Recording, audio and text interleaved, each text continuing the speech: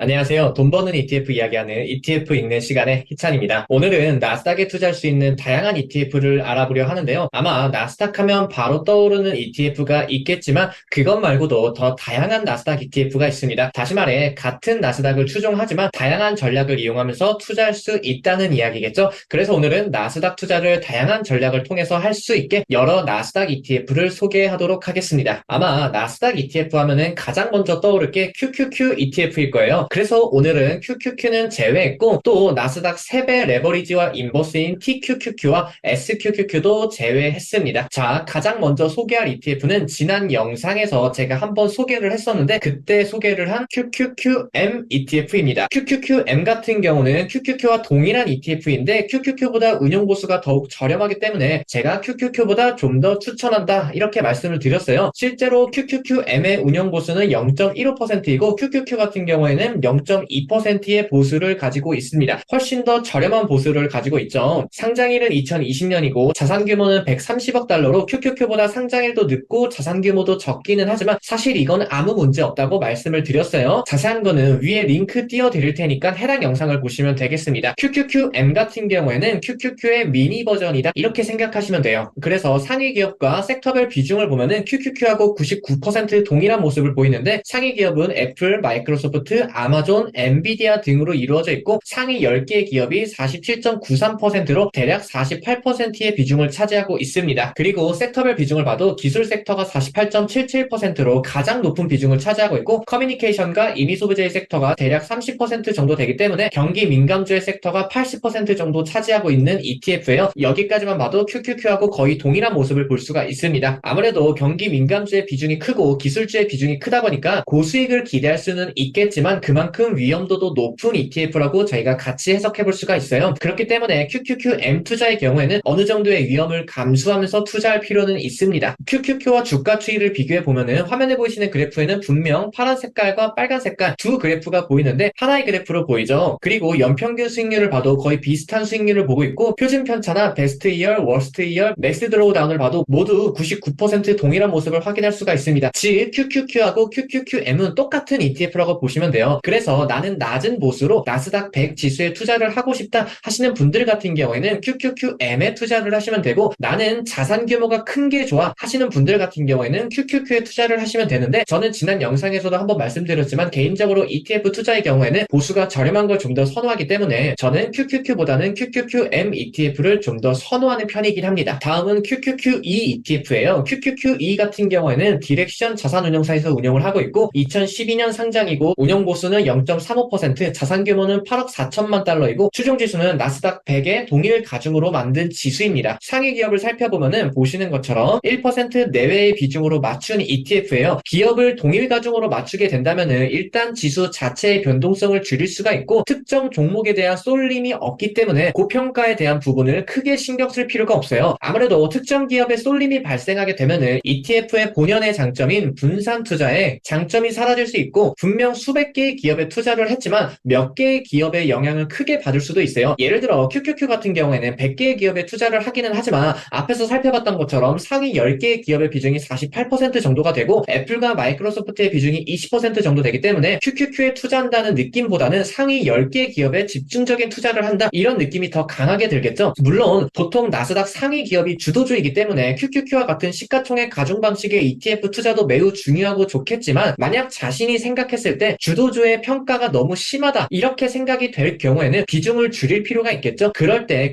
QQQE와 같은 동일 가중 방식의 ETF에 투자를 하시면 됩니다. 수익률 측면으로 본다면은 시가총액 가중 방식의 QQQ ETF가 훨씬 더 높기는 해요. 연평균 수익률을 보면은 QQQ가 19.3%의 수익률을 보이고 있고 QQQE ETF는 15.9%의 수익률을 보이고 있습니다. 그래서 단순하게 수익률 측면으로만 본다면은 당연히 QQQ 투자를 해야 되겠지만 앞서 말씀드린 것처럼 주도주의 고평가가 눈에 보인다 싶을 때는 동일 가중 방식의 투자가 좀 더 유리할 수도 있어요. 그래서 QQQE 투자 같은 경우에는 수익을 얻는다는 느낌보다는 방어에 좀 더 초점이 맞추어진 ETF다 이렇게 봐도 괜찮을 것 같습니다. 그런데 중요한 거는 QQQE의 수익률도 절대 나쁘지는 않아요. QQQ에 비해서 상대적으로 낮아 보이는 것 뿐이지 절대적인 수익률을 본다면 절대 낮은 수익률은 아닙니다. 그냥 마음 편하게 투자하고 싶을 때는 QQQ보다는 QQQE가 좀 더 좋은 투자가 될 수도 있어요. 다음은 QQQJ ETF인데 QQQJ 같은 경우에는 인베스코에서 운영하는 ETF이고 상장일은 2020년도, 운영 보수는 0.15%이고 자산 규모는 7천만 달러로 미국 ETF에 비하면 자산 규모가 적은 편이긴 합니다. 추정 지수 같은 경우에는 나스닥 넥스트 제너레이션 100 인덱스 이렇게 적혀 있는데 나스닥을 이끌 차세대 기업에 투자한다 이런 내용의 지수인데 명분은 거창하기는 하지만 그냥 나스닥에 상장되어 있는 기업 중 시가총액 기준으로 101위부터 200위까지의 기업에 투자하는 ETF라고 보시면 돼요. 나스닥 중소형 ETF다 이렇게 생각하시면 됩니다. 상위 기업을 살펴보면은 코카콜라 유로퍼시픽 기업과 CDW, 몽고DB, 트랙터 서플라이 등등의 기업으로 이루어져 있고 섹터별 비중을 보면은 기술 섹터가 37%, 헬스케어가 24%, 산업 섹터가 11%, 임의 소비재 섹터가 10%의 비중을 차지하고 있어요. 이 또한 경기 민감주로 구성되어 있는데 여기서 중요한 건 헬스케어 섹터인데 헬스케어 같은 경우에는 보통 제약회사의 비중이 높기 때문에 경기 방어주로 분류가 되기는 하지만 QQQJ에 상장되어 있는 헬스케어의 경우에는 바이오와 같은 성장주의 느낌의 헬스케어가 대부분이기 때문에 경기 민감주로 분류가 됩니다. 그래서 QQQJ 또한 경기 민감주의 성격이 강하기 때문에 경기가 회복되거나 확장되는 그러한 시기에 투자하는 게 조금 더 유리한 투자가 되고 반대로 이야기를 하면은 위험한 투자가 될 수 있는 ETF이다. 아무래도 중소형 기업에다 투자를 하다 보니까 경기가 둔화되는 국면이나 경기가 침체되는 국면에서는 굉장히 좋지 않은 모습을 보일 수밖에 없어요. QQQJ와 QQQ의 주가 차이를 보면은 QQQJ 같은 경우에는 상장된 지 얼마 안 된 ETF이긴 하지만 수익률이 굉장히 저조한 모습을 보이고 있어요. 특히 2021년에는 시장이 매우 좋았던 시기임에도 불구하고 중소형주에 투자를 함에도 QQQ보다 낮은 모습을 보였어요. 이때는 왜 그랬냐면은 당시에 시장을 이끄는 주도주가 모두 나스닥 상위 기업들이었기 때문이죠. 물론 언젠간 주도주뿐만 아니라 전반적인 시장 자체가 좋을 때는 QQQJ가 좀 더 좋은 퍼포먼스를 보일 수도 있겠지만 저는 개인적으로 나스닥 상위 기업에 투자를 하는 게 좀 더 낫지 않을까 이런 생각을 하는 편이에요. 다음은 QTEC라는 ETF인데 QTEC는 퍼스트 트러스트 자산운용사에서 운영을 하고 2006년도에 상장을 했고 운영 보수는 0.57%, 자산 규모는 18억 달러이고 추정 지수는 나스닥 100 테크놀로지 인덱스에 투자를 합니다. 쉽게 말해서 나스닥 100 지수에 상장되어 있는 기술주에다가 집중 투자하고 있는 ETF이다. 그래서 투자하고 있는 종목 수가 39개밖에 되지 않습니다. 상위 기업을 살펴보면은 인투이트, 램리서치, 코그니전트, 아틀라시안 등의 기업에다 투자를 하고 있고 이 ETF도 동일 가중 방식을 이용하는 ETF예요. QQQ2에서 말씀드린 것처럼 동일 가중 방식 같은 경우에는 특정 기업에 대한 쏠림이 없기 때문에 평범하게 투자할 수 있기는 하지만 QTC 같은 경우에는 나스닥 100에 상장되어 있는 기술주를 플랫하게 투자한다고 보시면 돼요. 그래서 나는 기술주에 집중 투자를 하고 싶지만 애플과 마이크로소프트, 엔비디아와 같은 주도주 기술주에 집중적인 투자를 조금 더 하고 싶다. 이러한 분들 같은 경우에는 해당 ETF가 어울리는 투자는 아니겠죠. 하지만 반대로 위험을 최대한 낮추면서 완만하게 기술주에 투자를 하고 싶은 분들 같은 경우에는 해당 ETF가 좋을 수도 있습니다. 그렇다면 같은 동일 가중 방식을 이용하는 QTC와 QQQ2 중에서 어느 것이 좀 더 좋은 퍼포먼스를 보일까요? 수익률로만 본다면은 당연히 QTC가 더욱 유리합니다. 아무래도 보다 적은 종목 수에 집중 투자되어 있기 때문이죠. 하지만 반대로 본다면은 그만큼 변동성도 높다는 거예요. 그에 따라 QQQ2 ETF가 표준 편차가 좀 더 낮은 모습을 보이고 있고 워스트 이어가 맥스 드로우다운을 봐도 좀 더 양호한 모습을 보여주고 있습니다. 그래서 어떤 게 더 좋은 ETF다 이렇게 단정 지을 수가 없어요. 스타일이 다 다르기 때문에 본인의 투자 성향에 따라서 선택하면 되겠습니다. QTC와 QQQ의 주가 흐름을 비교해도 전반적인 흐름은 동일하긴 하지만 QQQ가 좀 더 나은 성적을 보이고 있기는 해요. 그런데 재밌는 건 수익률도 높은데 변동성도 더 낮은 모습을 보이고 있습니다. 그래서 어쩌면 QTC 투자보다는 QQQ 투자가 더 좋을 수도 있어요. 하지만 QTC는 기술주에 집중 투자하고 있기 때문에 오로지 기술주의 초강세장이 보이는 시기에는 QQQ보다 좀 더 나은 모습을 보일 수 있습니다. 베스트 이어를 살펴보면은 QQQ는 54%를 보인 반면에 QTC는 79%의 수익률을 보였어요. 그렇기 때문에 장기 투자로 본다면은 QQQ가 좀 더 유리하겠지만 경기 사이클에 따른 투자를 하시는 분들이라면은 가끔 전략적으로 QTC를 이용해도 좋을 것 같습니다. 마지막으로 소개할 ETF는 QILD ETF인데 이건 너무 유명한 ETF예요. 일단 QILD 같은 경우에는 미래에셋 자산운용이 인수한 글로벌 X에서 운영을 하고 2013년 상장에 운영 보수는 0.6%이고 자산 규모는 81억 달러예요. 그리고 추종지수 같은 경우에는 시카고 나스닥 100 바이라이트 V2 인덱스로 나스닥 100 커버드콜 전략을 이용한 지수입니다. 커버드콜 전략은 콜옵션을 매도하는 포지션을 이용한 전략인데 이거를 설명하기 위해서는 시간이 다소 오래 걸리기 때문에 추후에 커버드콜 전략 영상을 따로 제작하도록 하겠습니다. 커버드콜 ETF 같은 경우에는 월배당에 고배당 장점을 가졌어요. 그에 따라 QYLD 배당 수익률이 무려 11.51%를 보이고 있습니다. 다만 콜옵션 매도 포지션이기 때문에 주가 하락에 따른 방어는 QQQ보다 우수할 수는 있지만 주가 상승폭의 한계도 매우 크기 때문에 주가 시세 차익을 노리고 투자하기에는 다소 무리가 있는 ETF예요. 이 외에도 QYLD는 다양한 이슈거리가 있는데 거기까지 설명하면 시간이 다소 오래 걸리기 때문에 추후 커버드콜 전략을 설명할 때 함께 이야기 드리겠습니다. 일단 QYLD는 나스닥에 투자하면서 월배당과 고배당을 노릴 수 있는 ETF이다. 이렇게 정리하면 될 것 같습니다. QYLD의 상위 기업을 보면은 나스닥 100 지수가 기초 자산이기 때문에 보시는 것과 같이 상위 기업과 섹터별 비중은 QQQ하고 거의 동일한 모습을 보여요. 다만 앞에서도 말씀드린 것처럼 QYLD는 주가 상승에 따르는 한계가 존재합니다. 그에 따라 상위 기업과 섹터별 비중 모두 QQQ와 비슷한 모습을 보이긴 하지만 QQQ의 주가 흐름을 따라갈 수가 없어요. 특히 올해 같은 경우는 QQQ는 35%의 수익률을 보인 반면에 QYLD는 17%의 수익률을 보였습니다. 2배 정도 낮은 모습을 보이고 있죠. 하지만 그만큼 커버드콜 전략은 변동성이 낮기 때문에 표준 편차나 맥스 드로우다운을 보면은 QQQ보다 안전한 모습을 보여요. 즉 QYLD는 높은 배당과 월배당의 장점이 있기 때문에 고배당 현금 흐름을 만들고 싶을 때나 나스닥의 변동성을 낮추고 싶은 그러한 시기에 투자하기 적합한 ETF입니다. 오늘 소개한 ETF를 한 줄로 요약하면은 QQQM의 경우는 나스닥 100 지수를 저렴하게 투자하고 싶을 때 투자를 하시면 되고, QTC는 나스닥에 상장된 기술주에 집중 투자하고 싶은 분들이 투자를 하시면 됩니다. QQQE 같은 경우에는 나스닥 대형주가 고평가되어 있다, 이런 생각이 들 때 투자를 하시면 되고, QQQJ는 나스닥 중소형 기업에 투자하고 싶을 때, 마지막으로 QYLD는 나스닥에 투자하면서 높은 배당을 받고 싶을 때 투자를 하시면 적합한 ETF가 될 것 같습니다. 다만 이건 표면적인 특징일 뿐이지 투자자의 성향과 판단 등에 따라서 충분히 달라질 수 있다는 점은 참고 바랄게요. 이렇게 오늘은 QQQ의 친구들을 소개하는 시간을 가져봤는데, 이 외에도 나스닥을 바탕으로 투자할 수 있는 ETF는 더 다양하고 많습니다. 오늘의 영상도 도움이 됐고 앞으로의 영상도 기대가 되신다면 구독과 좋아요, 알림 설정까지 눌러주시면 감사하겠습니다. 감사합니다.